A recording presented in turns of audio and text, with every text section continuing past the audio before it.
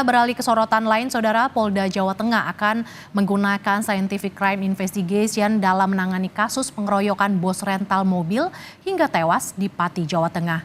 4 pelaku kini sudah ditangkap dan kemungkinan akan bertambah dengan hasil penyelidikan dari petugas. Kapolda Jawa Tengah mengaku telah mengantongi identitas terduga pelaku pengeroyokan lainnya. Polisi juga menyebut potensi jemput paksa para terduga pelaku.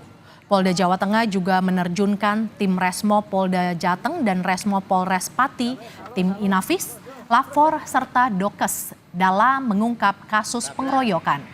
Hingga saat ini, Saudara, ada total 35 saksi yang diperiksa. Menerjunkan tim lengkap dari mulai Dirkrim dengan Resmobnya, kemudian Inafis, Dokes kita terkait dengan forensiknya dan lain sebagainya. Dengan harapan kita menggunakan Scientific Crime Investigasi. Kita akan buktikan siapa melakukan apa dengan apa, kemudian siapa dengan siapa, yang menghasut siapa dan lain sebagainya.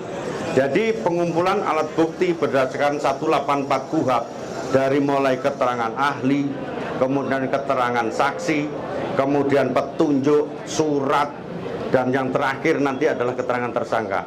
Inilah yang nanti akan kita buktikan di pengadilan. Dan saya ingatkan bahwa Polda Jawa Tengah telah mengantongi nama-nama yang nanti akan kita lakukan upaya paksa. Kemarin sudah kita tangkap lagi 1 orang. Penganiayaan terjadi Kamis 6 Juni 2024 lalu. Saat itu korban bersama 3 rekannya datang ke Pati untuk mengambil mobilnya yang sudah berbulan-bulan tak dikembalikan oleh penyewa. Naas karena tak ada pendampingan dan laporan ke RT setempat, keempatnya diteriaki maling hingga penganiayaan terjadi. Mobil korban bahkan turut dibakar warga. Polisi kini masih menelusuri asal-usul mobil rental yang ditemukan di Pati. Sementara 3 korban pengeroyokan di Desa Sumber Soko, Sukolilo, Pati, Jawa Tengah masih menjalani perawatan di RSUD Suwondo, Pati. Terdapat 1 korban meninggal, yakni bos rental mobil. 2 dari 3 korban yang selamat akan menjalani operasi patah tulang. 1 korban lain sudah melewati masa kritis dan saat ini telah menjalani pemulihan. Namun belum bisa diajak berkomunikasi karena masih mengalami trauma.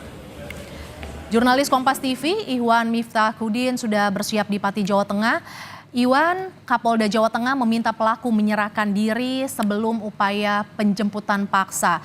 Lantas siapa saja terduga pelaku dan seperti apa perannya, Iwan? Ya, selamat siang Mercy dan saudara. Kasus pengeroyokan yang terjadi di Desa Sumber Soko, Kecamatan Sukolilo, Pati yang terjadi pada Kamis pekan lalu ini hingga saat ini masih terus dalam proses penyidikan oleh aparat kepolisian. Setidaknya untuk menangani kasus ini Polda Jawa Tengah sudah menerjunkan Dirkrimum Polda Jateng bersama Resmob Polresta Kabupaten Pati untuk mencari pelaku pengeroyokan yang mengakibatkan 1 orang meninggal dunia dan 3 lainnya dirawat di rumah sakit.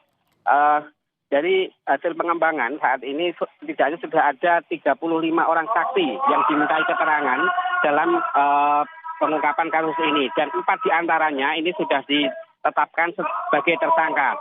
Untuk tersangka terbaru itu berinisial M yang diduga turut serta melakukan aksi pengeroyokan, penendangan dan hingga mengakibatkan korban mengalami luka-luka dan meninggal dunia.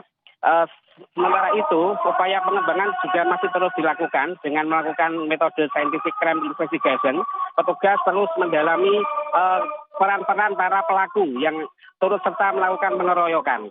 Dan dari hasilnya, petugas sudah mengantongi beberapa nama yang dalam hal ini sudah dipanggil untuk dimintai keterangan.